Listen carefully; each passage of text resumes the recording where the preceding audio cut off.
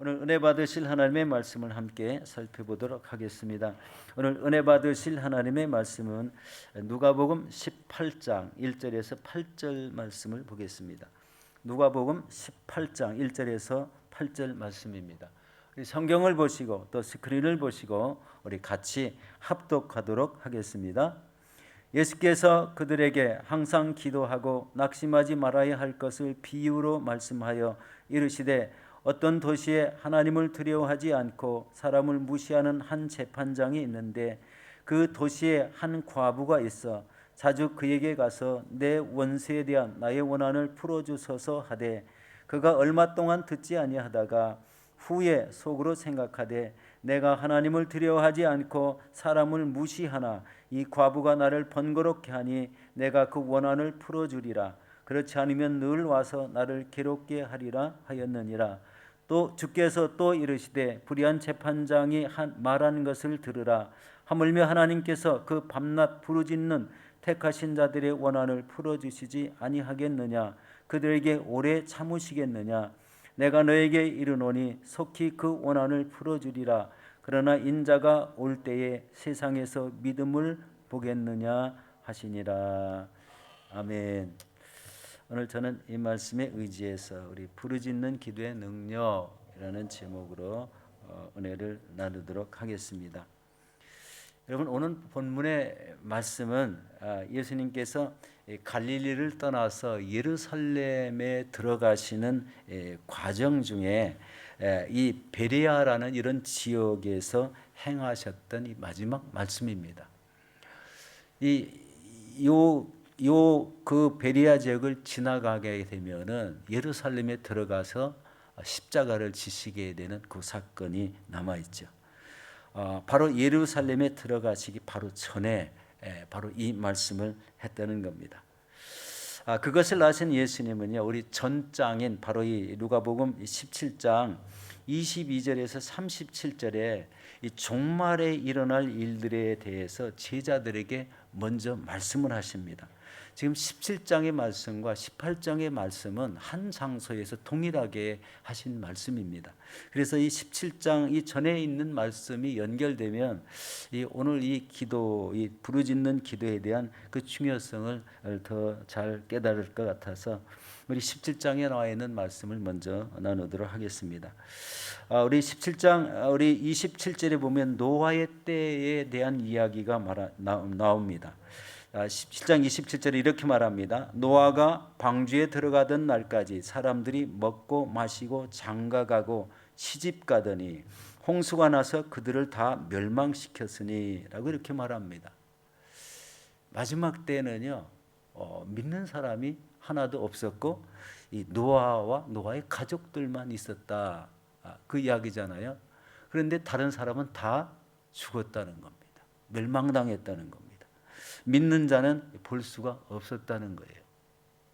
이 마지막 때의 개념을 얘기하는 겁니다. 그러면 여기 롯의 때는 어떻게 어떤 일이 일어났을까요? 누가복음 17장 29절 말씀입니다. 함께 보도록 하겠습니다. 롯이 소돔에서 나가던 날에 하늘로부터 불과 유황이 비 오듯 하여 그들을 멸망시켰느니라. 잘 아시죠?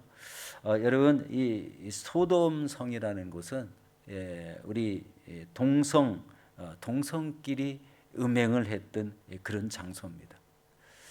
억지로 롯의 가족을 우리 끄집어 내고 그 다음에는 유황 불비로 한 성을 다 태워버리시는 하나님의 장면이 나와 있습니다. 이게 마지막 때에 일어나는 그런 사건이라고 우리 생각이 되면은 우리가 살고 있는 이 시대가 바로 이런 시대가 아닌가. 우리 동성연애, 동성결혼 합법화 이런 것을 생각해 본다면은 하나님이 진노하실 일이 그렇게 많다는 것을 보게 됩니다. 또 우리 17장 30절에 보면은 인자가 나타나는 날에도 이러하리라라고 이렇게 말씀합니다. 그러면서 우리 17장 32절에 롯의 철을 생각하라고 이렇게 말씀합니다. 마지막 때가 될수록 제약된 세상을 돌아보지 말라는 거예요. 돌아보지 말라. 예수 그리스도를 바라보는 귀한 삶을 살아라. 우리의 신앙의 초점은 예수 그리스도께 있다라는 귀한 말씀입니다. 그러면서 오늘 주님이 다시 오실 때 휴거되는 일들을 기록하고 있습니다. 누가복음 17장 34절에서 35절 우리 함께 보도록 하겠습니다. 내가 너희에게 이르노니 그 밤에 둘이 한 자리에 누워 있음에 하나는 데려감을 얻고 하나는 버려둠을 당할 것이요 두 여자가 함께 맷들을 갈고 있음에 하나는 데려감을 얻고 하나는 버려둠을 당할 것이니라. 자, 이 말씀에 보면은 믿는 사람은 데려감을 당하고 그렇지 않은 사람은 버려둡니다. 버린다라는 이런 말씀이죠. 여기서 이 강조점이 바로 하나는 데려가고 하나는 버려둠을 당한다. 하나는이란 말은 뭐 1대1의 관계나 그런 비중이 똑같다는 건 아니에요. 믿는 자는 데려감을 당하고 믿지 않는 자는 버려질 것이다 라는 말씀입니다. 그런데 여러분 오늘 본문의 이 비유도 동일한 장소에서 동일하게 예수님의 제자들에게 하시는 말씀이라는 거예요. 초점이 거기에 있습니다. 믿음의 정체성을 잃어버린 이 종말의 때를 살아가는 성도들에게 기도의 자세가 어떠해야 됨을 말씀하는 그런 내용입니다. 오늘 본문은 바로 우리가 사는 이 시대, 지금 이 시대에 주는 말씀, 마지막 시대에 주는 말씀이라는 것을 인지하시고 들으시면 더 좋겠습니다. 우리 첫 번째로 항상 기도하고 낙심하지 말라고 합니다. 우리 18장 1절입니다. 같이 보겠습니다.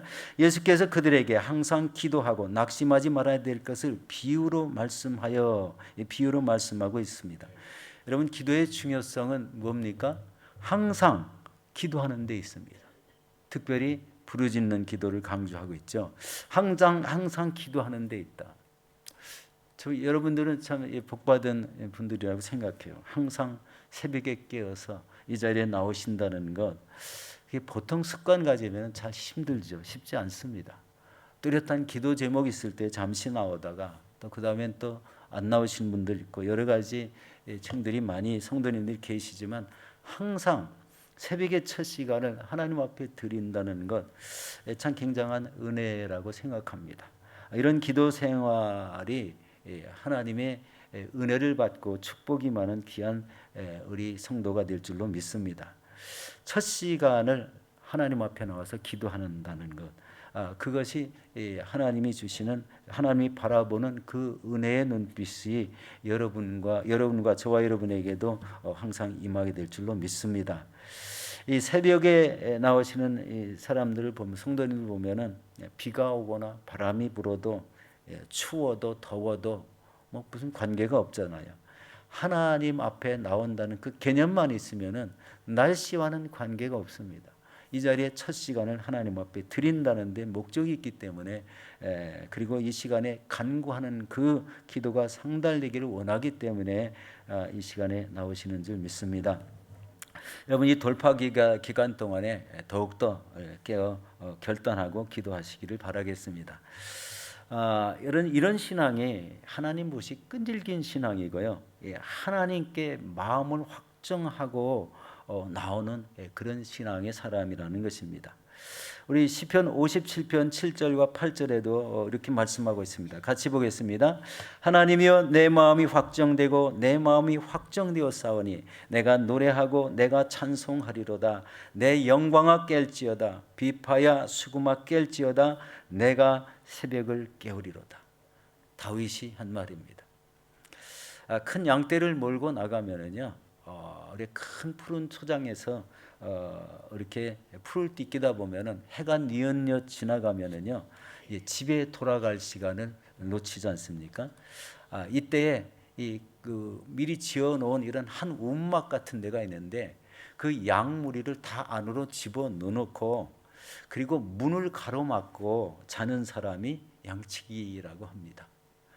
이 양치기의 그 사명감, 양떼를 지키기 위해서, 이리가 오는데 밤에 양떼를 지키기 위해서 이 양치기는 바로 이 문을 가로막고 침대를 놓고 그렇게 잠을 잔다. 그러면서 새벽이 오기를 기다려서 새벽을 깨우고 그리고 이 다윗은 수금을 잘 타서 새벽에도 수금을 타며 우리 기도했다는 그런 말씀입니다. 이 기도가 응답되지 않을 때 사람들은 다 낭망하게 됩니다. 내 기도가 언제 응답되나, 아무리 기도해도 응답이 안 돼, 그러면서 기도의 자리를 이탈하기도 합니다. 그런데요, 오늘 말씀은요, 응답을 받을 때까지 끝까지 기도하라는 그런 말씀입니다. 여러분, 키에르키고르라는 이런 사람은요, 낭망이 제일 무서운 병이라고 얘기했어요. 믿음의 사람들에게 특별히 낭망하는 것은 제일 무서운 병이다라고 이렇게 말씀했습니다. 낭망이나 좌절이 올지라도 계속 기도하면 때가 되면 하나님이 응답해 주신다는 거예요. 이게 믿음입니다. 믿음으로 끝까지 간구하는 거예요. 40일 작정, 이렇게 작정한 기도 시간에도요, 중요한 한 포인트가요, 가만히 작정한 기도를 가만히 앉아서 기도하지 말고요, 소곤소곤하지 말고 부르짖어 한번 남은 시간 기도해 보시기 바랍니다. 이 부르짖어 기도하는 것과 소곤소곤 기도하는 것은요, 기도하는 자세를 얘기하는 거예요. 자기가 갈급한 만큼 부르짖는 강도가 크다는 거예요. 그러면 결론적으로는요, 아무 갈급한 마음이 없이 앉아 있으면은 부르짖는 기도가 잘 안 나올 거라는 이런 생각이 들지 않습니까? 낭망이나 좌절이 올 때 계속 기도하라, 부르짖어 기도하라는 말씀입니다. 두 번째는요, 물러서지 않는 기도를 하라는 말씀인데요, 2절, 3절, 4절, 5절 그 사이에 있는 말씀입니다. 어떤 도시에 하나님을 두려워하지 아니하고 사람을 무시하는 재판장이 있었다. 오늘 본문의 내용입니다. 그런데 그 도시에 가난하고 억울한 일을 당한 이 원한이 있는 한 과부가 있는데, 자주 재판장에 가서 내 원한에 대한 내 원수에 대한 내 원한을 풀어달라고 이렇게 하는 내용입니다. 내 원한을 풀어주소서, 내 원한을 풀어주소서. 그런데 그 재판관이요, 이 과부를 자꾸 무시해버리는 겁니다. 몰인정하게도 거들떠보지도 않고 그 소리를 들으려고도 하지 않는 거예요. 그래도 이 과부는 어떻게 했다고요? 매일 아침과 저녁으로 또 수시에 찾아가서 내 원한을 풀어주소서, 내 원한을 풀어주소서 계속 기도했다는 겁니다. 그래도 이 재판장은 그 여인을 무시하고 거들떠보지 않다가 갑자기 한날 이렇게 생각을 했다는 거예요. 가만히 생각해 보니까 내가 언제까지 저 여인에게 이런 괴롭힘을 당해야 되는가? 차라리 저 여인이 말한 내용을 내가 해결해 줘야 되겠다, 이런 마음을 품고 그 원한을 해결해 줬다는 내용이지 않습니까? 내가 그 원한을 풀어주리라, 이렇게 얘기를 했습니다. 이것이요, 물러서지 않는 기도입니다. 끝까지 그 자기가 말한 내용에 대해서 그것이 이루어질 때까지 끝까지 기도하는 것, 이 자세가 중요하다는 겁니다. 자세가 잠시 작정 기간 나와서 기도하는 게 아니라 앞으로 끊임없이 이런 기도의 자세를 가질 때 그 자세, 이렇게 눈이 이렇게 한번 훑어보면요, 누구는 나와 있고 누구는 안 나와 있다, 이게 계속 나오면 그게 한눈에 딱 이렇게 보이게 됩니다.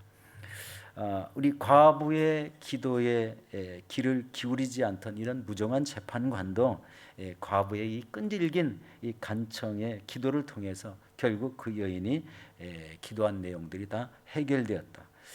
우리도 바로 이렇게 기도하면 응답을 받을 수 있다는 이런 말씀입니다. 우리 세 번째는요, 응답을 확신하고 기도하라는 말씀입니다. 누가복음 18장 우리 6절에서 8절 말씀입니다. 함께 보겠습니다. 주께서 또 이르시되 불의한 재판장이 말하는 것을 들으라.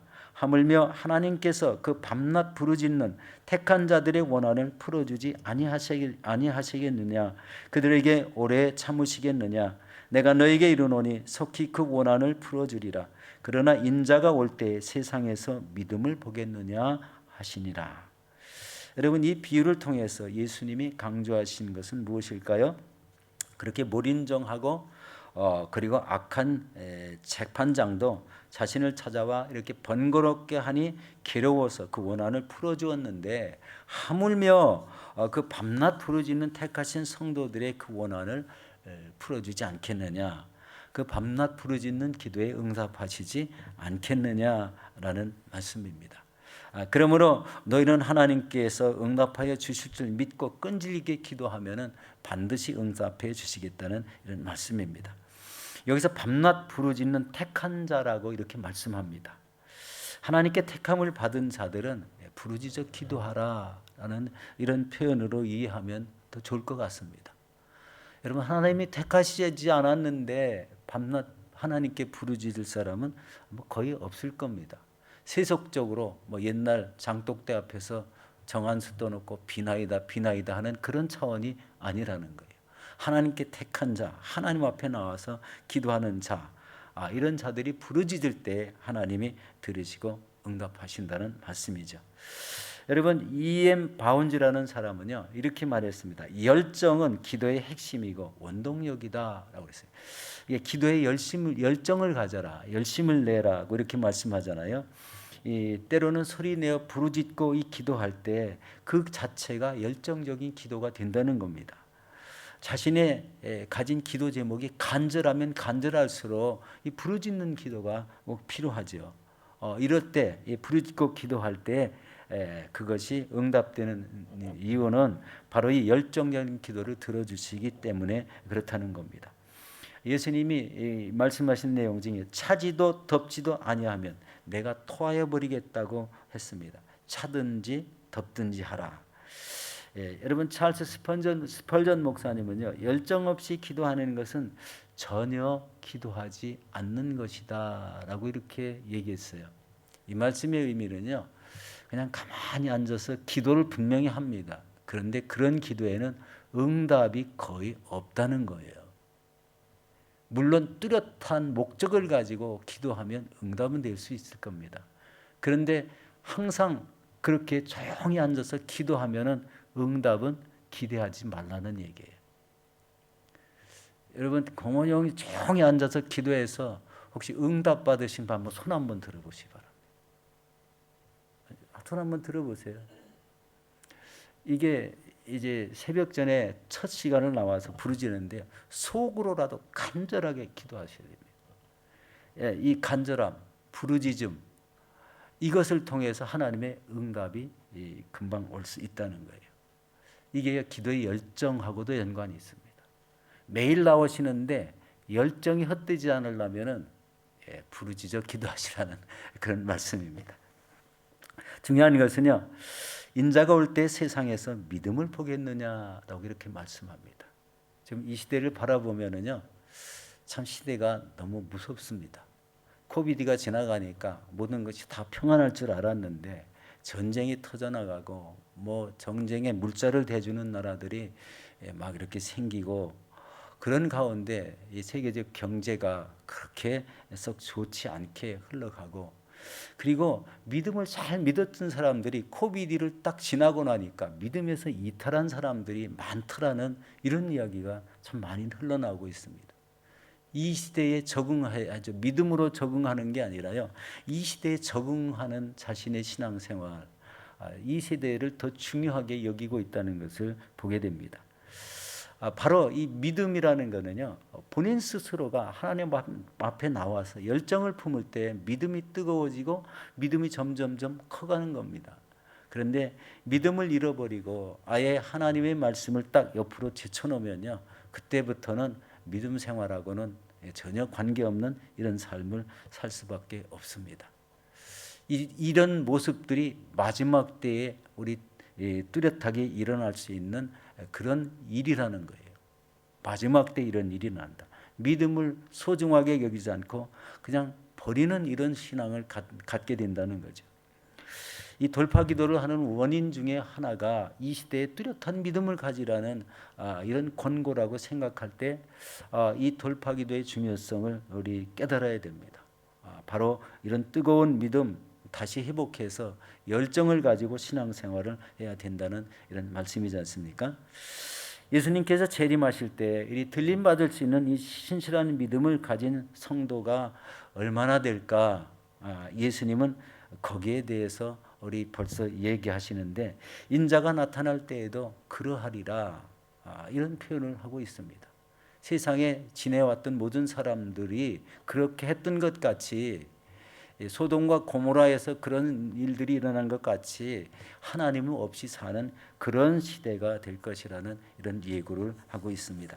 우리 사랑하는 성도 여러분, 이 시대를 바라보고 또 지금 우리가 이 돌파 기도를 하는 이 뜻이 무엇인지를 다시 한번 깨달으시고 우리 낙심하는 신앙이 아니라 하나님을 더 소망하는 이런 진취적인 신앙을 가지시기 바랍니다.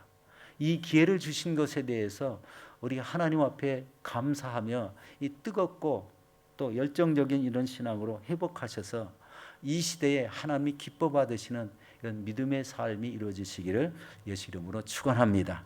기도하겠습니다.